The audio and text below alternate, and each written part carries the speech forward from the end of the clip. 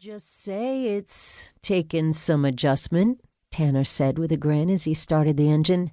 It's tough going from being the best at what you do to the bottom of the class, but I'm getting there. I haven't taken up bull riding again yet, so that's something. Cody grunted. You know, we all would have supported you regardless. You didn't have to go back to school just to prove your worth. He saw the way Tanner's jaw went tight, eyes fixed straight ahead on the road. Maybe I didn't want everyone wondering why the black sheep of the family was given the reins over his fancy Harvard-educated brother. Ever think of that? Damn. As was often the case when it came to his brother, he couldn't think of a comeback. You always were a straight shooter. Glad to see nothing's changed. But seriously, you're the right man for the job, so whatever this going back to college thing was about, don't blame us for it. He paused. You have my full support, if that's what you want to hear.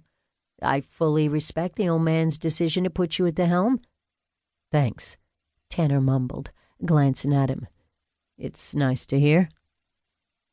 They drove along in silence for a while as Cody stared out the window, feeling the familiar pull back to Texas. When he'd first left home for Harvard, he'd been desperate to start his own life and leave his home state behind.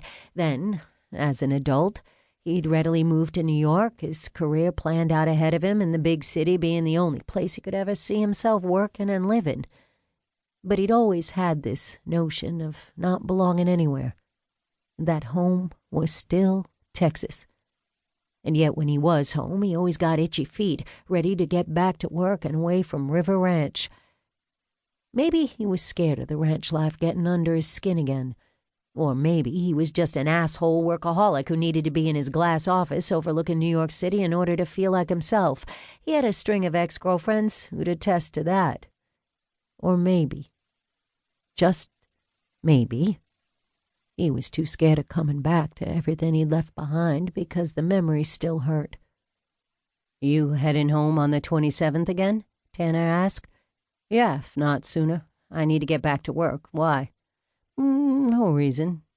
I just thought you might have stayed for longer this year. Tantor glanced at him, taking his eyes off the road for a split second. You know, to spend more time with Dad. Cody breathed deep. He's getting worse? Tantor shrugged.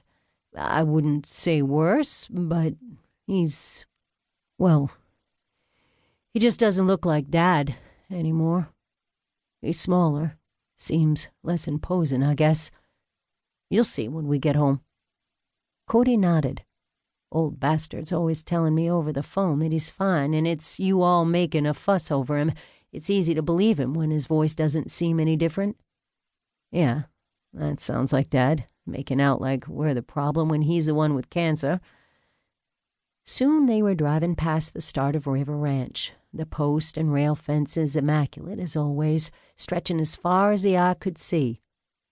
The entrance to their property was marked by 2 enormous oak trees, standing guard on either side of the driveway, and Tantor turned in and drove slowly, the gravel crunching beneath the tires. It was almost a mile long, and just before they reached the main house, they passed his sister Mia's old home. She built her own modern house, tucked away from view, as contemporary as the main house was traditional, with her own swimming pool and stables. Until she'd met Sam, Cody couldn't ever have imagined her leaving the place, but then she'd gotten married and moved to her husband's ranch. You think Mia will ever move back here, or are they happy living at Sam's place? I heard they were thinking of building a new house to accommodate that growing brood of theirs. Well, I think they're happy there. Sam loves it and Mia's happy, but I've heard them talk about building, Tantor replied. We've been living in her old house. Thought it was stupid to buy something of my own when that's sitting there unused. I'm starting to see why she liked the place so much. Cody laughed. You just need a pair of tight joppers and you'll fit right in over at her stable block, too. You making good use of her show jumping course? Whatever. Tantor scowled, but Cody didn't miss his grin. They'd always teased Mia about living in her riding breeches even before she'd become a professional show jumper, because no one else in their family would be seen dead in them.